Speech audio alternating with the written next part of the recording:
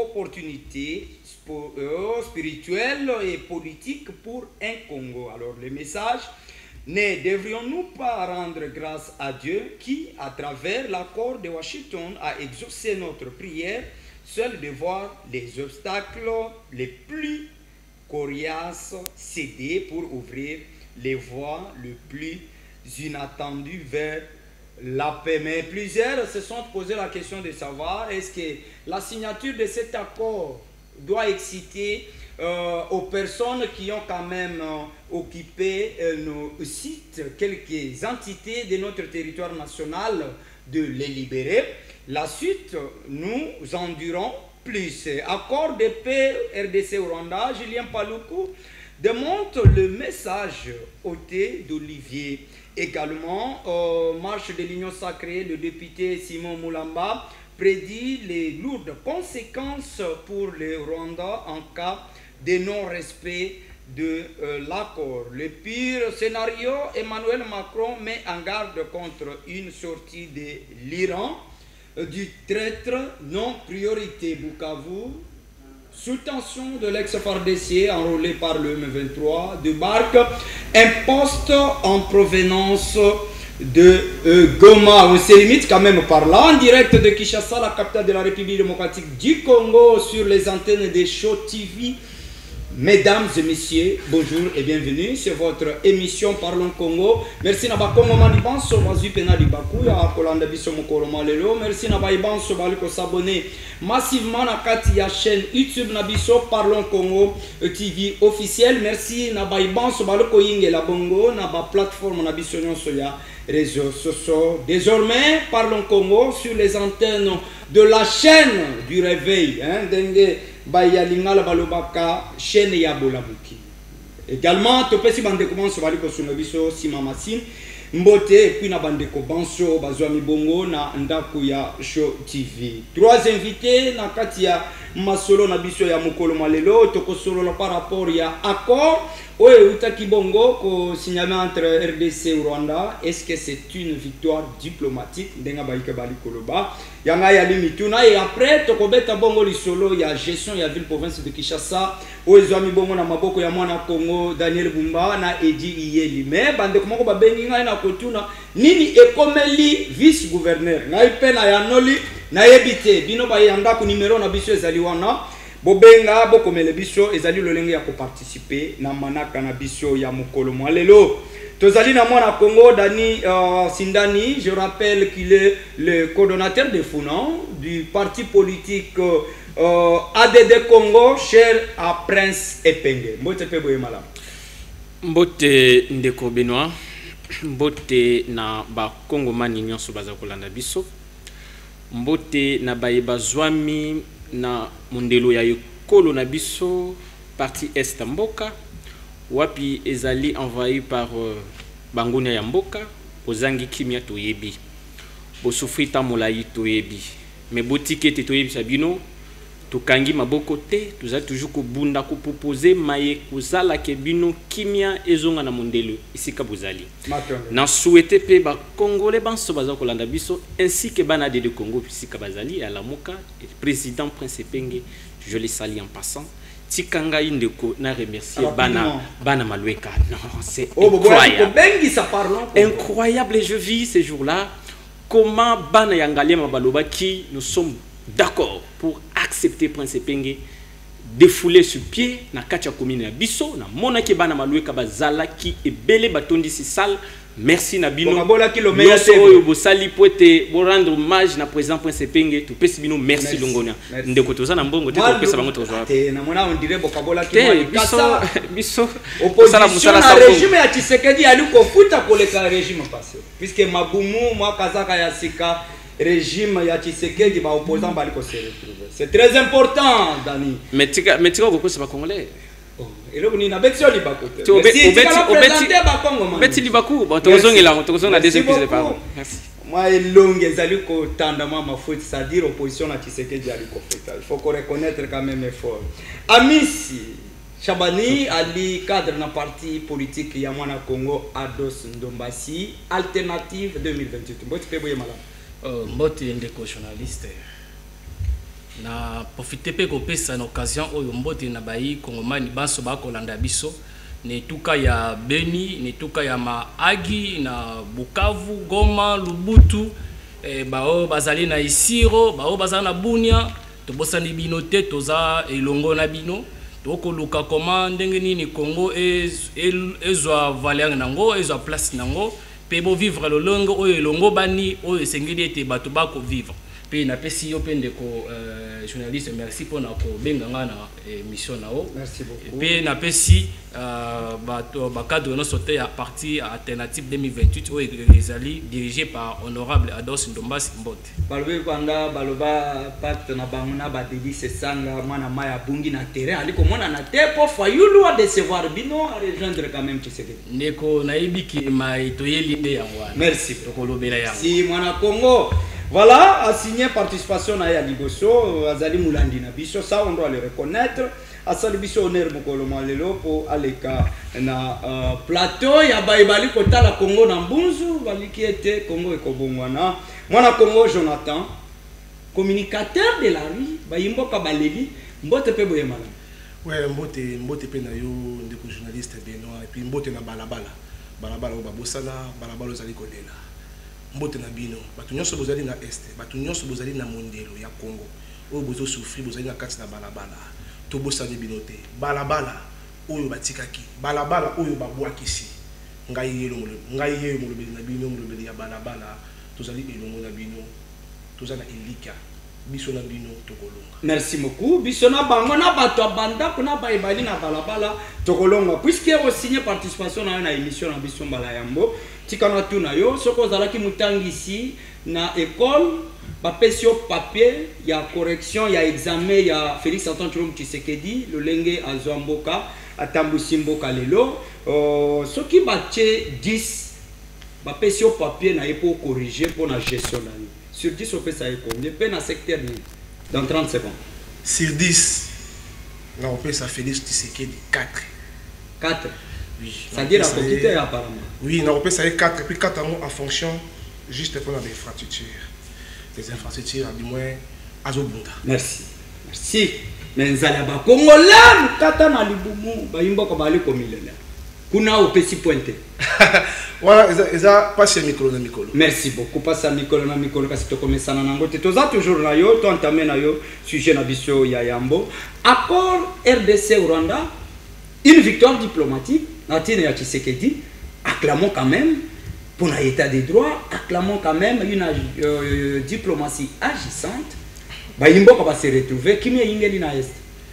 Non, mais s'il était accord bien sûr, mais sur le terrain. Sur le terrain, est-ce que l'accord est respecté? Colombie a problème, mais le problème c'est que les Congolais ont actes. Nous voulons des actes. Les gens souffrent. Les gens meurent du jour au jour. Nous sommes à Kinshasa. On se balade ici à Kinshasa. Là-bas, Bandeko Bazo souffrir. La dictature ya Batou Oyo va récupérer le territoire. Quand on va s'appuyer Babomio, Koloba Boyete Babomio. Si réellement si accord wana ils ont respecté to beta maboko mais to ligi to monde on est palpable to lebi makambo ya koloba non ils ont un papier té to lembi ba papier nous sommes fatigués de ça. Est-ce que vous comprenez bien vraiment? Nous sommes fatigués de ça. Si papier oui, si terrain autre chose. Mais quand même ils ont processus bali kokenda malem vu que ça processus il y a mon na kobeta no maboko té il y a mon ngai na balabala to koloba non te que ça déjà réussi parce que non y a solo comment de konanga. Comment ça a dialogue avec les beaucoup de salles? Ok. En 1999, toi qui fais un dialogue dans Mboka O. En 1999, toi qui fais un dialogue. Dans Mboka O, dialogue à Lusaka le 10 juillet. Et Kenda Wapi. Toyena Kabila, accord à 10 Abeba. L'accord de 10 à 10 Abeba. Et Kenda Wapi. Toyena Mboka n'a pas accord, n'a pas accord. Non. Nous devons être sérieux dans ma moto tout ça là. Et ça que je voulais souvenir encore plutôt que Bakisali sous ça qui est Tobongama pour la Tombola Mboka. Tobongama pour la battre la sol congolaise. Tout ça entouré de 9 pays voisins. Et bonjour ce qu'on pense qu'on déclare guerre contre Bisso. Angola peut se révéler. Mais quand même donnons la chance à cet accord dans le régime Tshisekedi et qu'on compromettre le Kwamadou. Et coquine on a lingaté.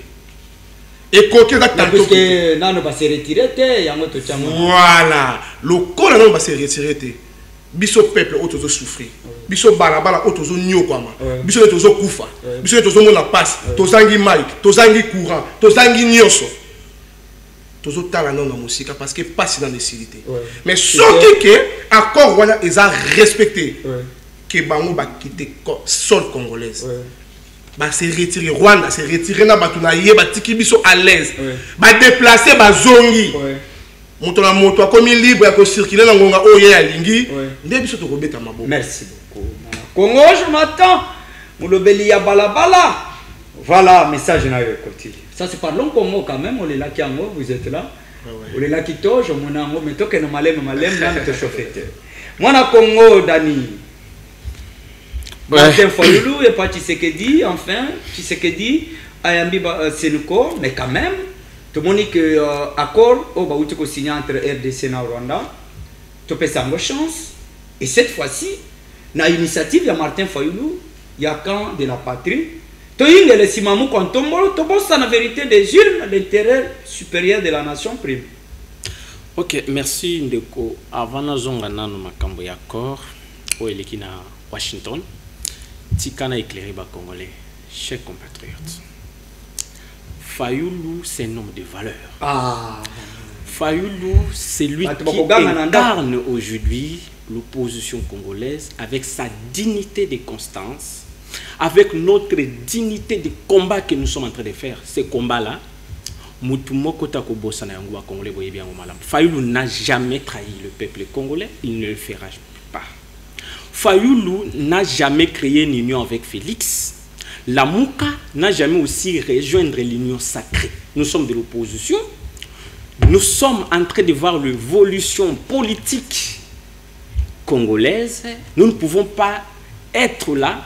Yako kangama boko to boyi ko proposer pour ceux qui mboka o biso to wana bateau moko bateau za moko ndeko Kiseke dana kati ndeko Kabila na kati ndeko Katumbi nanga biso nyonso ba Congolais to wana kati ya bateau wana suko soko lelo boy Fayulu alobi bon lokola Kiseke di nanga Kabila ba comploter na 2018 ngana garder un wana na garder mutema mabe vis-à-vis na lobby n'a gardé haine parce qu'il n'a pas azaranagote na lobby n'a gardé so azaki nango alinga kutana ndeko n'était pas proposé.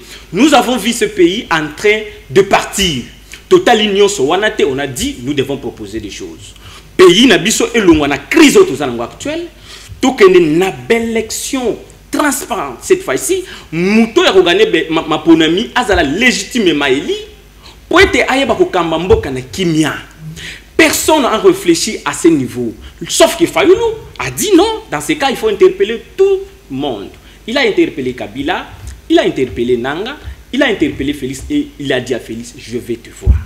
Il est allé dire à Félix, attention. Félix, pour lui, il savait les évêques, selon certains Congolais, pensaient, Bandeko wana, bazo comploter, mabe pona Félix, Félix a zo banga bango. Fayulu est allé dire, ndeko kobanga eloko moko te muta koboma yo azate yamba bevek yoka bango ba consulter toute classe politique congolaise bevek ba consulter tout le monde, toutes les couches sociales. Maintenant yoka bango, il y a des propositions qui bazanango yoka so des amabe, c'est à vous de juger. Félix a promis à Fayulu, s'il vous plaît. Attends, j'arrive. Félix a promis à Fayulu, ok d'accord, je vais accepter na yoka bango. Le président de la République, il a reçu les évêques. Il est le président de la République par volonté de ce qui est... S'il vous plaît. Attention, j'arrive. Il est président de la République par... Attention, moi je dis clair, nous sommes la Mouka. Nous, on a dit... Nous... Attends, les journalistes, na yano la ba Congolais boy. Biso la Mouka ti le loyo, to le bakango clair. Que biso... Tozali Koloba Kiseke aja illégitime. Là nous sommes clairs. Alors, maintenant, illégitimité na ye lokola zawana par défaut, il est là. Nous pouvons lui dire arranger des choses. Merci. Accord RDC Rwanda. Accord RDC Rwanda. Merci Ndeko Nangai. Mais biso accord RDC Rwanda toujours acte la Mouka. Parce que biso to lobaka boye na lingomba na biso la Mouka to lobaka. Toute initiative qui semble amener la paix à la République démocratique du Congo, nous sommes d'accord. Nous disons nous sommes prêts d'accepter quoi que ce soit pour la paix. Maintenant, d'accepter cela, il faut nuancer des choses là-dessus, sur cet accord. On a vu l'accord est là, mais il y a des choses que nous pouvons dire, nous ne sommes pas d'accord avec, par exemple des FDLR. Lorsque notre gouvernement accepte, il y a que biso ba congolais, tondimi ke ba FDLR bazakana Congo, tozo drake ba FDLR, binope Rwanda pour se retirer, ba militaire national na biso. Mon cher, banda. S'il vous plaît. Attends, j'arrive. Tikanga informé ba congolais. Tikanga expliquer ba congolais. S'il vous plaît. Au aussi 5 minutes minutes ni aussi sangano minutes nanga kote ko kitende ko nanga 5 minutes nanga ko kitende na jusque là na 3 minutes. Je reste encore avec 2. Donc biso to lobby boy na kati accord wana ba FDLR na Congo bagizitaka lisusu te. So total limbula wana bandeko wana bakota na sol congolais lelo presque baza mikolo. Presque ba musu bakufa. Maintenant comment biso to koloba ke ya de FDLR. Donc Rwanda prétexte wana eza prétexte à lukuta. Yango même ministre na affaires étrangères récemment oui to tutia lobby ba congolais faut ba respecter oyo to yokana ki na Washington entre autres que de la FDLR. Mais j'interpelle encore le gouvernement congolais. Tokoki ko tomber na piège à Rwanda te. Merci beaucoup. Tokoki tomber na piège à Rwanda te. Donc moi je propose ceci. Oui. Nako wana ezali mabete, ezali pe malamute. Il y a des choses que nous devons réfléchir là-dessus. Mais réveiller conscience na biso parce que jusqu'à preuve du contraire Rwanda est en train de renforcer son position. Position na yena fond azali ko renforcer yango. Nous ne voulons pas, nous voulons la paix. Merci. Nous voulons tous la paix. Kasitikana tunayo. Martin Fayolobi qui se dit c'est l'obino à sa légitimité. Si quand on Fayolo va kenda ke kokutana na ye na ba prince Penge azelaki ke Félix Tshisekedi apesa yembote. Mbote o ya azelaki en tant qu'un président illégitime ou un président de la République. Très bien. Dans 2 secondes. Merci. Mutro wa nueza malamu mingi me yano pe nanga izaki to makasi. Yo bengi singa nanda. Mais allez-y. Te yo bengi singa nanda una. Te ye mutu asenga ki. Te zelate ngai na yebisu yo ndeko na posa usolo na yo. Na ye pa na yo te. Tangu na ye zelate tangu na ye pa na yo. Sikoyo yo zo zelana na banambote. Merci. Merci. Prince Penga la kaba yimbo ka ete mukolo akokuta na Tshisekedi en face akoyebi se Tshisekedi a démissionné. Mais nazela ki mukolo wana epenge leader na yo ayebi se Félix Tshisekedi a démissionné mais na comment na mona ko ndima zaki frustré apparemment. Te ayebi se ki parce que azaki na kanda makasi. Ayebi se ki moni elongi na yena nzaki na kanda makasi. Ayebi se ndeko Chilombo soki oza incapable ko pesa kimia na modele kolo. Démissionner, tika. Merci beaucoup. Tika ba congolais. Aïe, ça qui est clair. Aïe, ko bimandenge ni pana. Isa masolo ya kaka. Merci beaucoup na bande commence wa Kolanda Biso. C'est parlons Congo sur Show TV. Manaka na biso bolinga kamingi. Numéro na biso ezali na C. Bosala ndenge mo mesano. Bokomela biso bobenga bino. Biso également pardon. Ezali lo lenga na bino ko contribuer. Notre plateau est ouvert à tout le monde. Merci beaucoup. Mana Congo Amici. Alternative 2028, vous prévoyez gérer ce pays. Kasi, tikana tu nayo, vision ya leader nayo pour la gestion avec province de Kinshasa. Bon, comment la monde? Déco, ya liboso na linga qui na répondre na question relative à Bakor, parce que c'est une question qui est pertinente, qui tout le monde est censé. 2 minutes 30. Qui tout le monde est censé le savoir. Bandeko Bakor landa biso na ba itando ike, ba sengel ko ebete. Accord oyo. Régime en place et Salina Rwanda eza bayo officialisé juste car vol ya matière première ya mboka na biso. S'il vous plaît. Vous n'en avez pas de preuve. Nazo expliquer. À une allégation. Nazo expliquer. Ce qu'on l'a dit na kati accord est déséquilibré. Comment? Ce côté li il y a plus d'exigences na Congo que na Rwanda. Tala na kati accord okomona été ba koloba na biso to longola ba FDR. Na FDL na oya ezali mouvement fictif oyo Rwanda créa pour na ko légitimer ko justifier agression na bango na kata Congo mais ba ko pesa biso charge ya kolongola bango or FDR batikala jamais ko exister ezali motambo o bateli biso ba kongomani ye ya mibale na côté na biso ba yebisi biso toyebana bato bayebisi biso to longola bango ba créer pe mécanisme oyo eko sala été à partir le 27 juillet oyo eko sala té to longola ba FDR oyo batikala FDLR oyo eza mouvement fictif oyo etikala jamais ko sala oyo ezali eloko oyo Rwanda sala pona ko justifier cause na bango oyo biso to koki jamais kondima yango. Et puis na kana biso ba kongoma ba lobis ba sengi na Rwanda et sala été elongola ba rebelle bango awa o ezali eloko ya malonga te. Je suis en ville province de Kinshasa. Bon, vous devez savoir que la ville de Kinshasa, c'est une grande ville. C'est la 3e ville en Afrique. Ah ouais. Ça, il faut savoir. Après le Caire de l'Égypte, il y a Lagos de Nigeria, après la ville province de Kinshasa. Ouais. Vous devez savoir que la capacité de Kinshasa, c'est comme si vous partez dans d'autres cieux, vous allez voir que c'est un pays. La ville de Kinshasa exige plus la capacité. Pour diriger, il faut incarner une certaine valeur. À sa hauteur, il y a 2 filles. Mais tu vas diriger biso basa na hauteur te. Prévenez au côté la kenon nzela ezalité. Ba kongomani ba ko vivre loko la bateau bazalaki na kata zamba. Avant ko yawa na repese exemple ke na prince Kasavubu na Kitambo, kende na route de Matadi, ke bima na Bokassa, kende na Changu, na route Kimbantek, okomona étant bien de la vraiment nzela ezali okoloba ete toza diriger te. Ouais ko la c'est compétence ba yiba ko diriger biso basa na hauteur te. Alors proposition na yo na tina na bango. Ndeko, ceux qui n'ont ne sika au bango bazali, la première des choses que je devais faire, d'abord on devrait décentraliser certaines activités. Puisque je sens comme s'il y a la forte concentration au niveau du centre-ville. Bisolo surtout que nara na centre-ville. Or, on a proposé boy, na kosenga ba ministère mususu ezali na Gombe, ezala délocaliser. Net ministère agriculture et cause na Gombe te. Et quand on a sous-climatisé, et quand on a climatisé, il faut que zone urbano-rurale, il inspecteur, sur place, mais on a Gombe. Ministère de la pêche, et quand on a jamais en Équateur. N'Équateur, kuna sika maezali et balezali, oh bakoyoka boni bazwa miss pas la koteka. Mais biso tellement sur toute la ville. Il y a un ko senga boy. Na gouverneur a revoir notre politique urbaine, a échoué politique urbaine, les ont marché. Et puis, nous avons le recyclage de gens routiers, les policiers routiers. Nous avons et l'ongobanité. Et puis, nous avons la route secondaire. Et puis, nous avons instauré un système, système multimodal. C'est-à-dire, nous avons voie terrestre, nous avons diversifié certains de manière à ce que ma moteur, je suis là. Puisque ma Congomani va souffrir. Avant, il y a une moto. Mais pour nous, comme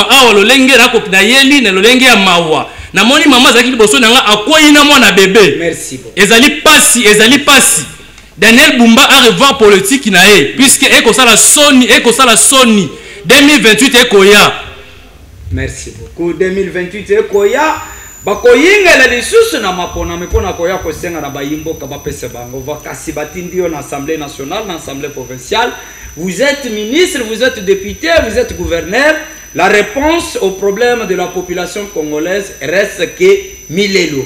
Moi, na Congo, Jonathan, proposition nini okoki kosala na bakambi ya ville, malgré banzele ezali na kati ya kotonga maleme, je crois que ce qui est ici, la situation c'est que vous allez un peu dégager. Alors, pour la tracasserie routière, que faut-il faire? Ezali pas si makasi. Modèle te balata kande kitoko problème est là problème est là peuple et là on ni bozo sala pour la peuple parce que propre et là on ni bozo sala pour na biso balabala oui la constater bande ko ngani balé na plateau beaucoup plus balo le bla intérêt bateau oh ya bateau na bango o bayaka envers biso puis batika ka biso. Moi je dirais ceci mboko doit appartenir na biso nyonso ah oui mboko za pour na ba congolais nyonso balabala yoka balabolo zoyoka ngai tala moto o esengeli yo o voter mbala ya sima pona o se retrouver sous bisika o nosalité tracasserie routière. Gouverneur de la ville province de Kinshasa Daniel Bumba et le Banila général Sylvain plutôt général il y a la police comme on a échappé ngai. Il faut pas ça la recyclage. Comment ils anani nanga mona kanga à part Blaise Klimbalimba kenda mais voilà. Il n'est pas aperçu na comme koya envers biso ceux qui m'ont sala mosala malam. Absolument. Ils ont rabon ils ont non forcing. Mais peut-être ils ont la moi na mayele na classe professeur atuna kay kombo soka ya noli malam na mituna. Merci. Ils ali bongo. Donc na ngina lo babu na balabala yo kanga malam. Tracasserie routière obso tozo vivre. Tout ça gouvernement, tout ça délaissé. Recyclage fait ça là-bas. Pour le recyclage et ça là-bas, et donc c'est là, l'autorité base à la première match sérieux. Ils sont sérieuses nos autorités. Nazo makambo ça be faire réel. Ah oui. Makambo mazo lobé. Ba konskito quoi. Nazo be la makambo oyo ça normal. Il faut pas dans la série premièrement. Oui. pour que roulage aboto la motombongo taka la moto l'infraction ezali yango te et sengeli roulage wana azala bien payé et sengeli roulage wana pe azala na tenue mon côté et sengeli roulage wana te abambaka chaussure na yeye et dépendaka pe la moralité mutu musu aza payé mieux mais azo détourner attention oui immoralité sanction dans la raté ah oui il fallait commencer mais quand il y a immoralité na ma contrôle bazali il faut pas sanctionner ah oui parce que Katina yo oza kobeba Katina yo mambi ya mabe ezali na bato o baza ko kamba yo likolo na yo baza na droit ko sanctionner yo baza na droit ko tsama mopandi pozo ngana nzela est-ce que ça va obligé donc il y a toujours une question moko na bato tala biso bo répondre biso na autorité est-ce que ceux qui montent à côté dans la police même azo sala mabe il faut ka adémérer ba ko longola été parce que là le général ancien général il y a vu le président Kinshasa Sylvano Kasongaloba la police occupé ko longola yo na la police peut bazo rappeler passion mais ceux qui ont le bateau yo dans immoralité azo démérer toujours la carte immoralité ils vont dire pourquoi c'est parce que par autorité bazo kamba bateau bali na se bango pe baza la carte immoralité merci pour la makambo mais aussi là ezo senga l'état congolais dans l'ensemble pas ça makambo na mesa ba bongisa makambo pour que bateau bali na se ba banga ko sala mabe merci beaucoup merci mon Congo merci pour la discipline na kati ya émission na biso bazut na sengi maloba eyembala moko soki bakami na biso bali ko sala na mitindo ya boyu ba jeune nde naza na bango mais quand même baza ba respecter ya maloba za lokola mutu mususu soki ba botolier balongoli ba remplacer na ministre mususu akei na ka ba rebelle ozaki DG ozaki ministre ozaki député ba voter yo te puisque sala ke le côté au changer quand pour que le bundisa mboka o makanisi ya lolenge kane o makila ya ndenge nini o bokecha lobaka o peuple ya lolenge kane mwana Kongo dani bayika bakiza Fayulu ki me gestion ya Kimbuta Fayulu nde akozango puisque atikala ki député moko pour a voter mais tant ya voter ki nde André Kimbuta bima siko kotala bokambami ya André Kimbuta et lati ngobila peut-être lelo Daniel Bumba azali ko subir peut-être rigueur ya mes gestion ya mutu oyo selon bayimbo kamususu oyo Fayulu avota na tango owana yo lokola muyimboka ozali moko na kati ya ADD Congo proposition na bino ezali nini pour la survie ya ville province de Kinshasa plutôt que tango bokozala aux affaires boya koluka mécanisme mais boye bisa bayimboka quand même vision bozali na yango soki ba pesi bino au ville province de Kinshasa. Merci Ndeko, mais quand même Ndeko à l'obéli biso awa que y a des fois toujours le baba combo ya ba leader qui est tout le bien makambo ezali. J'espère yonde motoza na base nango. Pour question où tu poser il s'agit faut na défendre le leader nana. Allez. Non, oui, parce que makambo yo tuni awa ya Fayulu soit en 10 ans Kimbuta na élection na ibano tika na vamo ndeko na ngai wana bayimbo ko balabala ndelo ngai balabala mais yo za muta balabala quand même il faut interroger l'histoire wana ezali masolo ya sanjete ya bandeko na biso IDPS oh s'il vous plaît IDPS ezali Kimbuta na époque abano kozanga va mon côté regroupement wana o bazalaki ya MLC l'Assemblée nationale, l'Assemblée provinciale, tout na bango bazalaki combien? Après que tout na bango bazalaki combien? Tout na ndeko wana azalaki neli na combien de voix? Oh wana aishuwaki azalaki na combien de voix? Siko tala ngulupa ya député bazalaki na regroupement ya MLC. Izalaka Fayulu mutavota Kimbuta. Ba yimboka na tuni yami bale na zoya na question moko tuna kiangawa na zoya na makamba ville province ya Kinshasa. Pour kuna biso peto na biso. Ma solo beta qui a ya camp de la patrie. Non, laissez-moi un peu évoluer. Camp de la patrie, Fayulu n'a pas dit il a créé des camps. Non. Message clair. Nous devons tous être derrière camp de la patrie. Quand on parle camp de la patrie, c'est-à-dire c'est lui qui défend papa.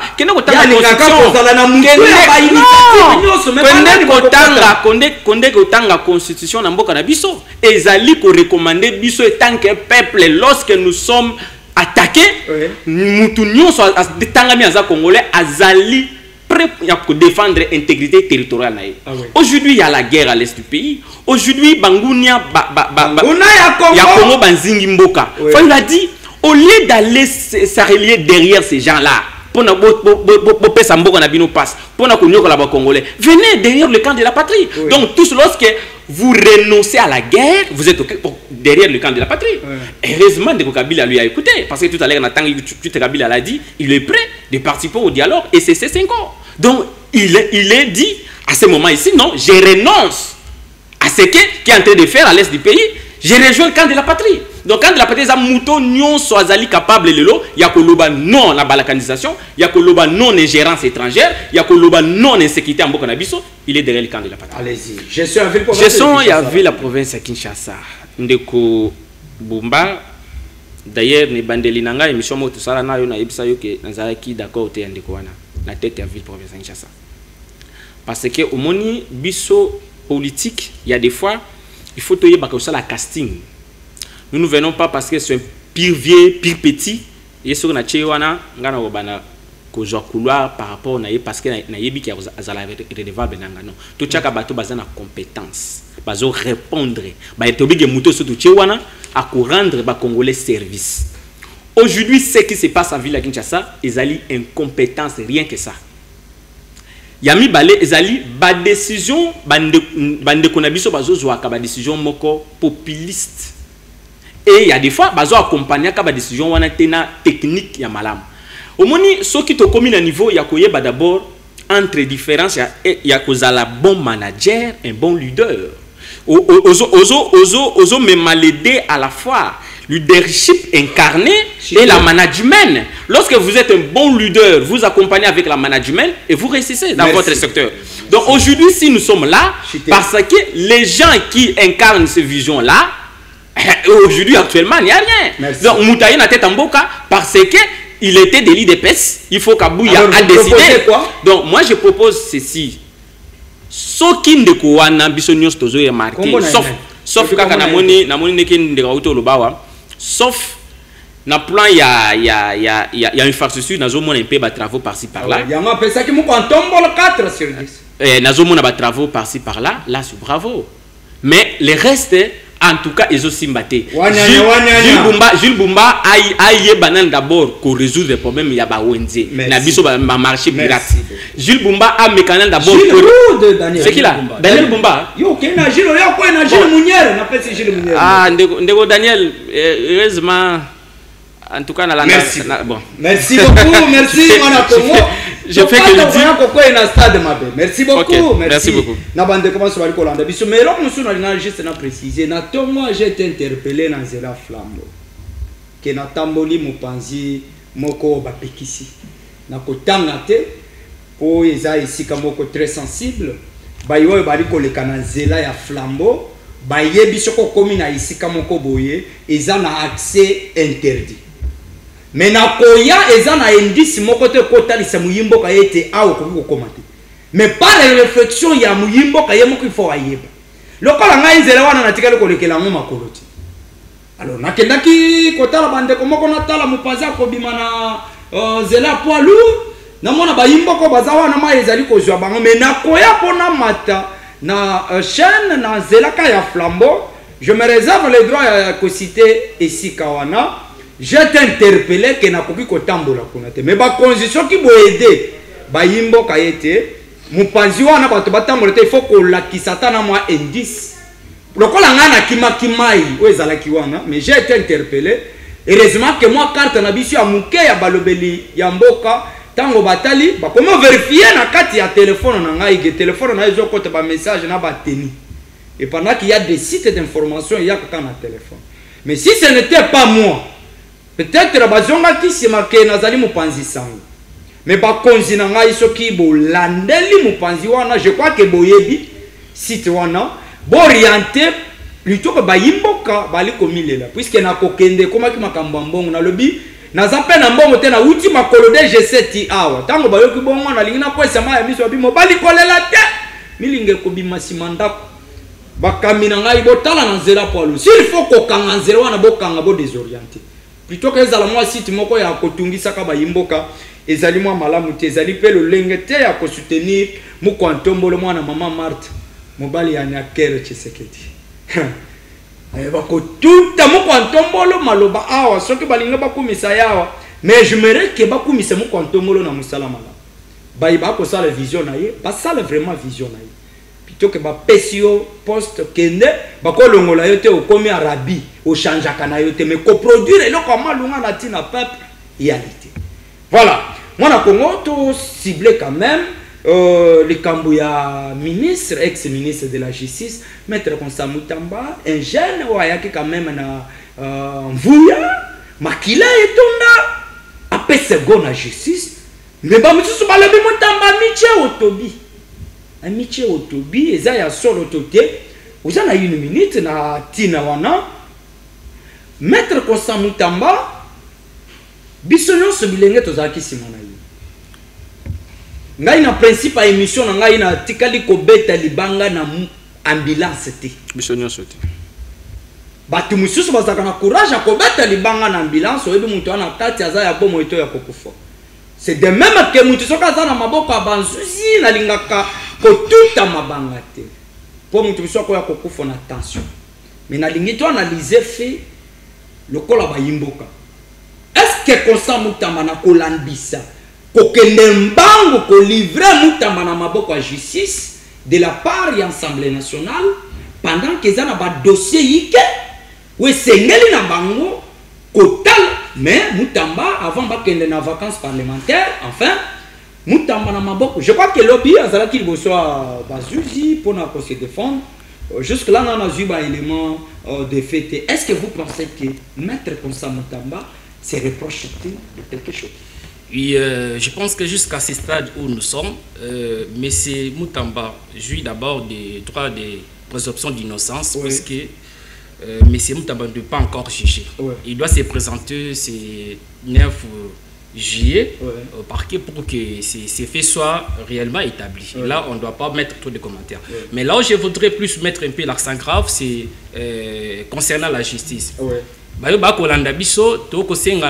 et les bisso. On dit ceci, c'est la justice qui élève la nation. Mais jusqu'à présent, nous sentons c'est comme s'il y a la justice de deux mesures. C'est-à-dire, le long de Komutamba a Zali poursuivi, et Zali Yemorote, Baka détournement c'est belé, qu'on ne doit pas faire l'apologie ici. Baka détournement c'est belé, mais pourquoi Bazo ciblé Karande Komutamba? Or, il y a Yekoutou Mbongo Zali, mais Zali quelque part. Mbongo n'a pas utilisé. Oui, sur l'année, côté c'est belé, au moins, comment est-ce qu'on décrit ça? Et là, justice c'est la sélectivité, justice c'est la totalitaire. Et justice c'est pour un politique.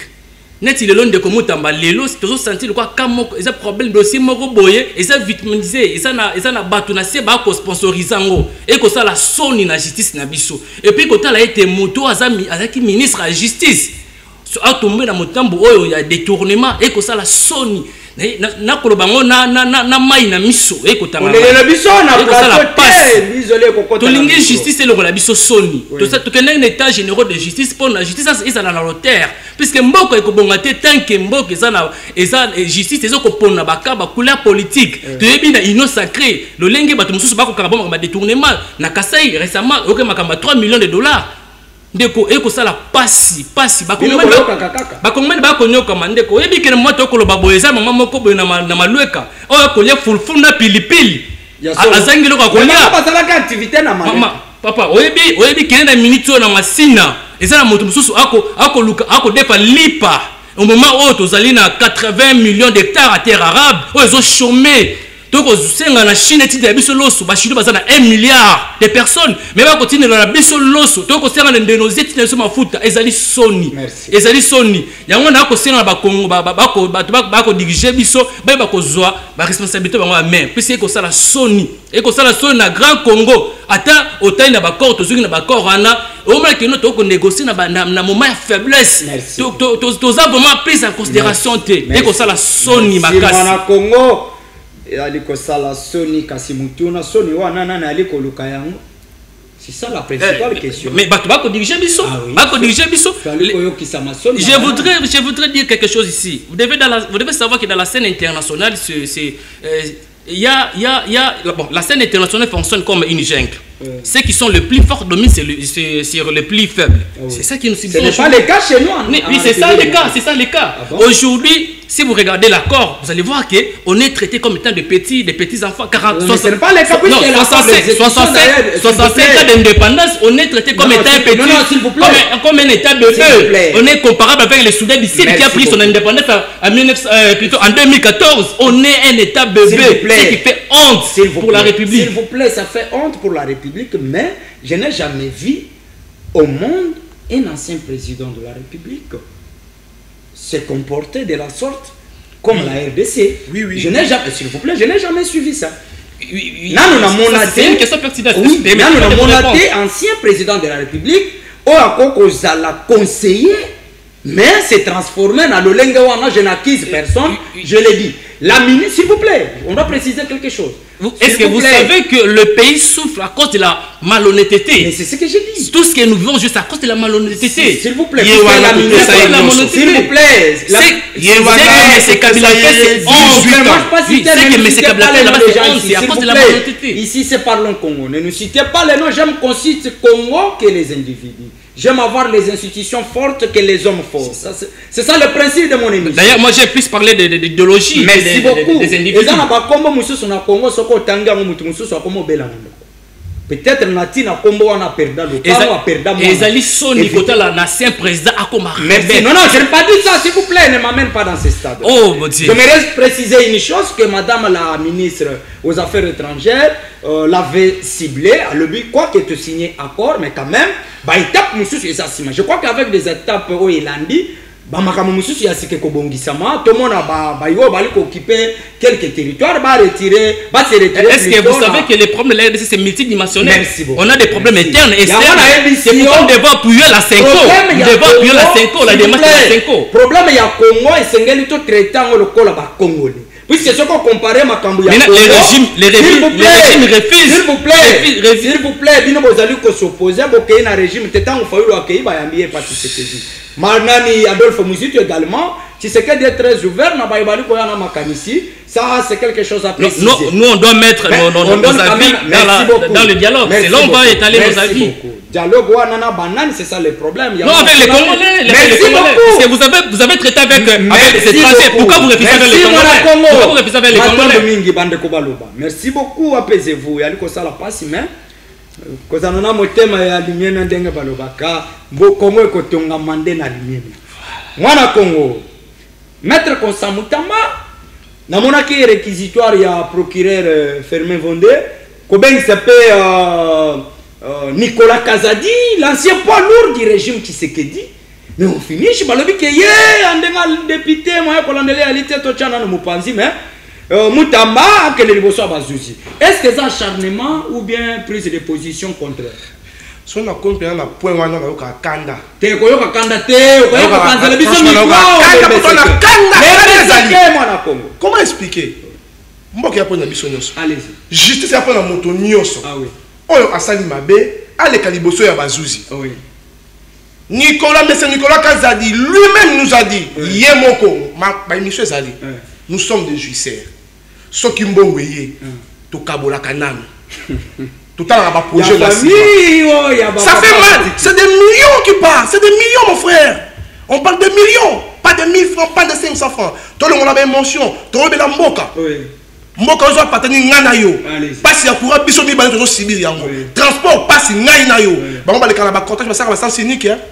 Pourquoi pas interpeller monsieur Nicolas Kazadi? Parce que quand on parle de la vision des chefs de l'État, maintenant on tourne mon corps pour le chef de l'État. Vision des Alagani. Le peuple est d'abord. Si le peuple est d'abord. Mais comment expliquer moto Aïbi? Est-ce que Abongi c'est vision non mais c'est vision là? Dino bozaka na facilité à koloba moto Aïbi mais prouver le lenge kanaï. Mais voilà tant yemo kwa l'équipe ma télévision yebi biso ke biso to kabola kana lumbongo to mi pesi ba prime. Ba prime de risque. Ba mi pesi ba prime après ba kotia makambo ya projet na sima. Papa tu vas dans la Kinshasa mbongo à la pandéra mais la biso ngo. Te amela te ba sambisa ba babima. Bazaba innocent. Pour la ligne mais c'est président après la Cour de la cassation mais c'est Firmin Vondé à Sera qui va formuler ce dossier. Parce qu'il y a mon qui flou. Alors, Moutamba, les Constant Moutamba, moi je veux dire, si c'est pas le Constant Moutamba, Amimola qui le colle en Zambie. Algérie qui ministère n'a pas émotion. S'il vous plaît. Algérie Kamboka n'a pas émotion. Algérie Kamboka, le colle a eu souté. Amimola qui est de justice. Ça veut dire que. Mais il y a des part d'ailleurs. Mais c'est Constant Moutamba à reconnaître. Tant que nous avons l'Assemblée nationale, tant qu'il y a effet, il y a détournement. Tant qu'il y a effet, il y a détournement. Est-ce que les prisons, ils ont qui parmi la prison, c'est une fois batonga. Il y a qui s'engagent. C'était pas dans les projets. Bon, l'État est long, la caisse, il y a l'État qui n'a pas X. La société a deux personnels. Mon cousin a dit que s'il vous plaît,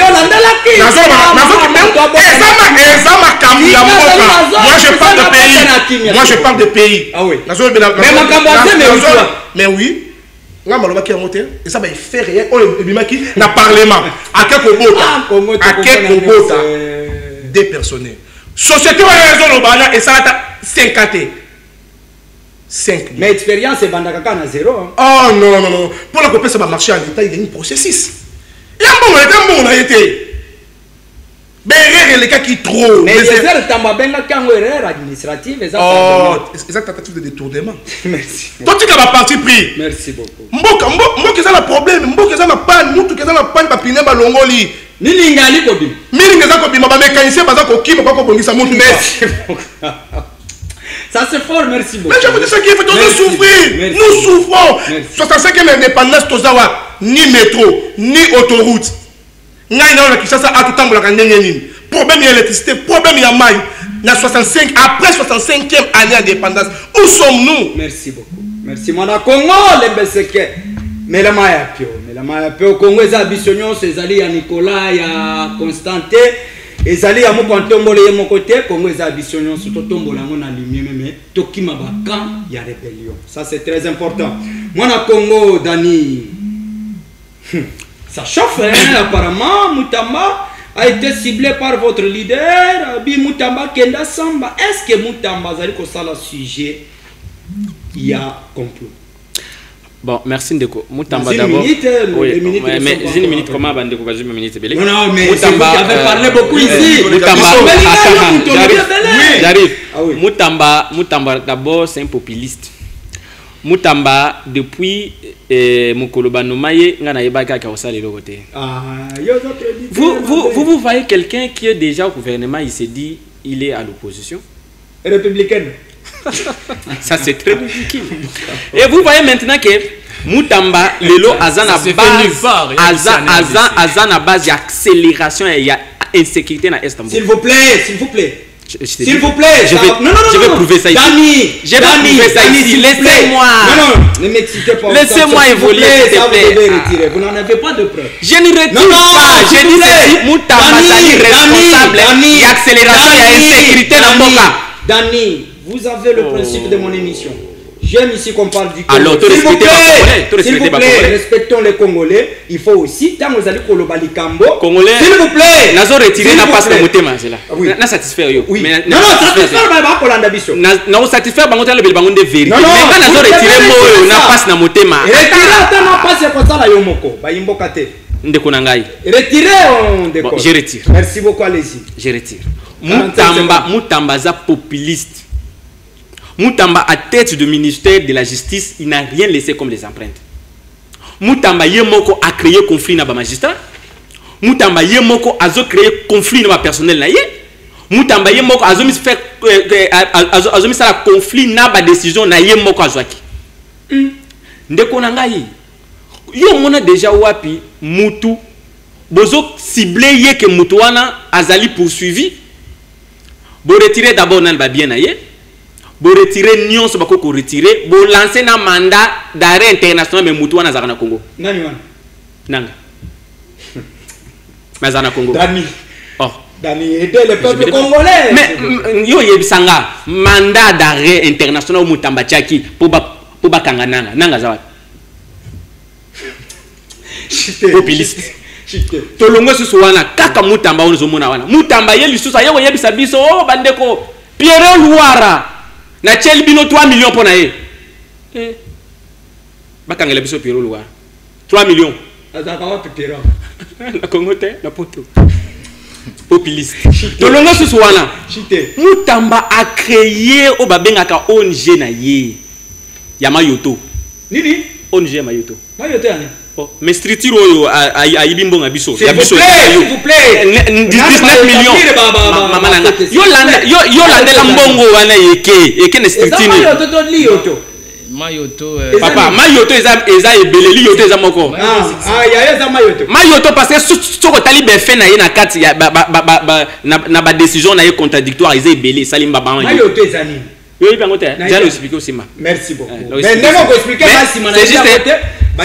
C'est juste dans l'ingana loba. Mutamba si aujourd'hui, Aza interpellé, Aza d'abord non que justice est confirmée qu'Ayibi, mais tentative. Merci beaucoup. De détournement. Merci mon apport. Ezali poursuivre. Donc Mutamba doit répondre dans ses actes. Merci. Et puis ndeko obo beti solawa ndeko beti solawa jusser qui est non les jussers qui que vous venez d'appeler ancien ministre il y a finance Nicolas Kazadi il nous a dit na chaîne moko de la place je ne peux pas citer ici à l'obeli biso mokonza benga kinga na aéroport tango petit ministre wana même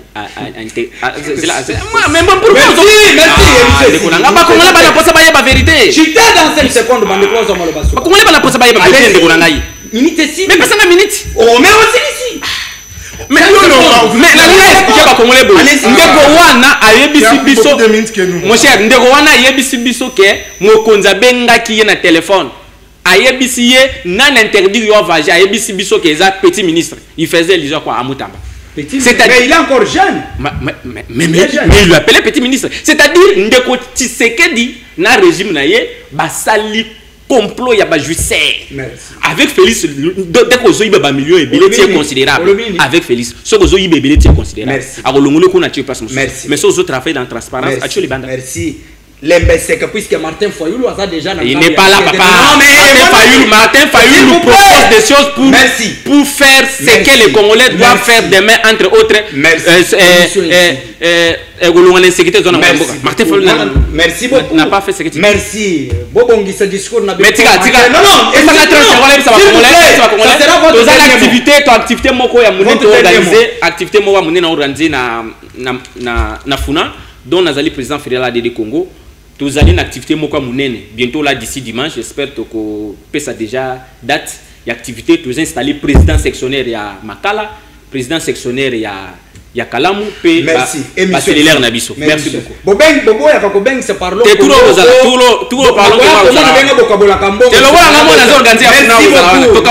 papa alors 20 secondes bakongole ba ya ko fele oui merci beaucoup moi na Congo votre dernier mot passage na émission na biso oui na lingai kipina tsama c'est grave car na le kama likolo na makambetali ka accord na ngaloba je n'ai pas vu quelque part dans l'accord là on a condamné le Rwanda dans tout ce qu'il a fait durant si c'est un problème na accord abattu puisque Rwanda causé ba préjudice belé na Congo oyo basengi na Rwanda te indemnisé ba victime bato ba kufi kuna ba famille na bango baza indemnisé te ezali pasi merci ezali pasi yango na ko senga boye bakozi na biso avant basinyaka bakor bazwa kata raisonner puisque yai soni merci beaucoup émission ici les minutes za na biso te mwana Congo Jonathan na koloba balabala yango président Félix Tshisekedi ngala vota yo na pesa au voisin a droit aussi la makambo malamu ba ministre de pesa confiance belé ba vota te pour ba ki kozwa te biso to vota yo exactement bazaki na kabila biso to vota yo